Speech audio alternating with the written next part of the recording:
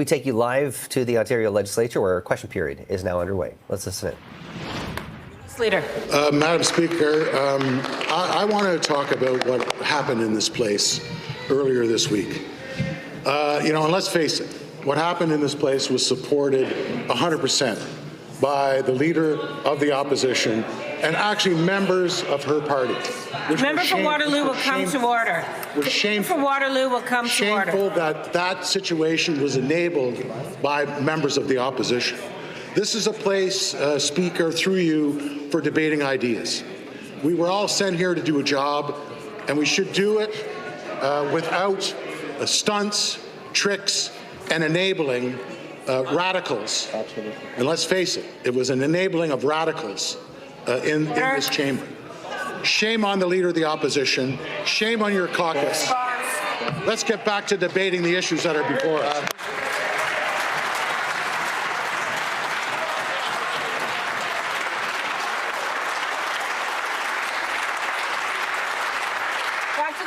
Opposition. Well, Speaker, I won't take a lecture like that from that member whose own work as a minister is under criminal investigation by the RCMP. So please, come on. Look, the Premier and his ministers, they want to distract. But I want to bring the Premier's attention back to where we are at today because, Speaker, the Financial Accountability Office, they just reported that Ontario's manufacturing jobs have hit the lowest point since 1976. 1976. I was putting Sean Cassidy posters on my wall in 1976. I was a little young, but I was doing that. Donna Summers was teaching us how to disco in 1976, Speaker.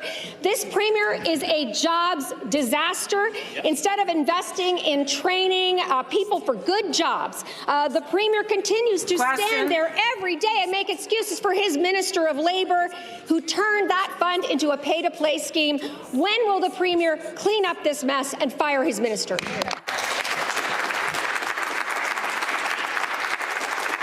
Back to the Government House Leader. No, I'm not going to let the Leader shift off her original narrative, right?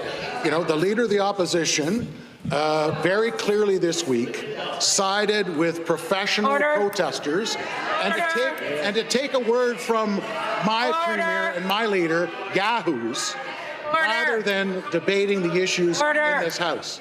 Again, Speaker, we're going to make sure that we talk about what's important to Ontarians. And I know that the Minister of Labour, both today and every day, is committed to ensuring that young people have an opportunity to have a skilled trade, that we continue to put forward policies that are going to ensure that we are the leading jurisdiction in the G7. The Leader of the Opposition and her crew can continue to stand up with these protesters and yahoos. They can continue to collaborate them. It's this party and our government that's continued to stand up for young people, going to continue to stand up for unions. That's what we're... Supplementary, the Leader of the Opposition. No, Speaker, with this government is always the same thing, right? We see it over and over again. We saw it with the Greenbelt scheme. Now we see it with pay to play. It is one set of rules for them, and then it's a whole other set of rules for everybody else, regular people, the rest of us. And I want to say, construction workers that I have just met just in the last couple of weeks are asking me how money went to strip clubs instead of apprenticeships because they don't have enough of them. Healthcare workers who are fighting for higher wages while their tax dollars, not your piggy bank, not your money, the people's money is going to the Premier's campaign manager. I apologize to the Leader of the Opposition. I will ask the member for Bruce Grey Owen Sound to withdraw. Stand up and withdraw.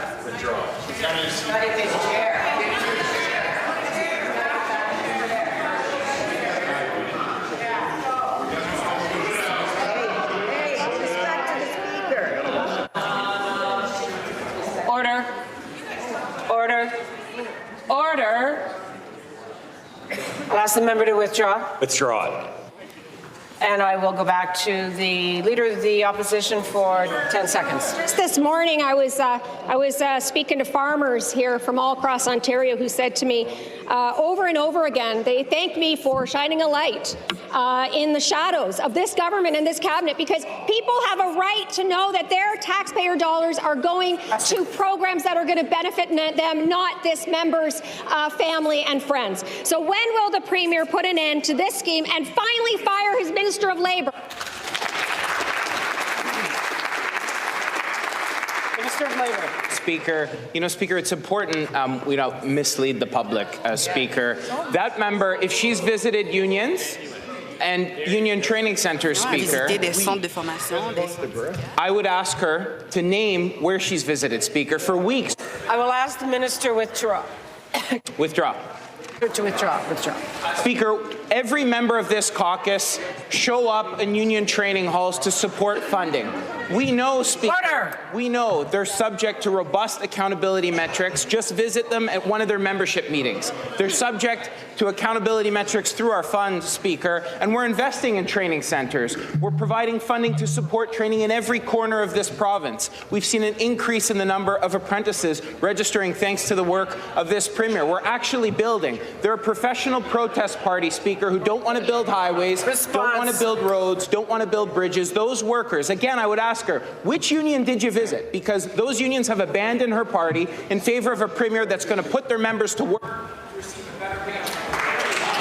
Question, the Leader of the Opposition. Sure, I'm not even gonna go there, because I got to tell you, I have been to so many training facilities, and not only that, I have sat on the side of workers for a union bargaining against the big corporate bosses that they represent. So give me a break. Honestly, give me a break. Look, the bare minimum that Ontarians should be able to expect from their government is the truth. They want to see honesty. They want to see integrity, the kind of integrity that workers in this province show every single day when they wake up in the morning and they go to work to earn a decent living. But this government, they are only concerned about their friends and their insiders while the rest of us fall behind. There are 200,000 more people unemployed today than there were when this government took office. That is a fact. People are looking for work and unable to find it because of this government's jobs disaster. So to the Premier, can he tell us exactly how many jobs, full-time jobs, this pay-to-play scheme created? Back to the Minister of Labour. Last month, Speaker, we saw over 56,000 jobs added to the Ontario economy, Speaker. When juxtaposed with the United States, Speaker, that's almost half of what the entire United States generated in the same time period, Speaker. This Premier is creating meaningful opportunities. Through the Skills Development Fund, 100,000 workers have received employment within 60 days or less. And what have we seen through investing in training halls in every corner of this province? We've seen a 33% increase in cement finishers. Speaker, the Leader of the Opposition doesn't even know what a cement finisher is, Speaker. We've seen a 25% increase in heat and frost insulators, a 64% increase in pressure system welders. What do you need these professions for, Speaker? You need them to build a stronger Ontario, to build new nuclear plants, to build new homes, to build new hospitals. Each and every measure they vote against, Speaker. Well, we've been listening to Question Period, underway down at Queen's Park.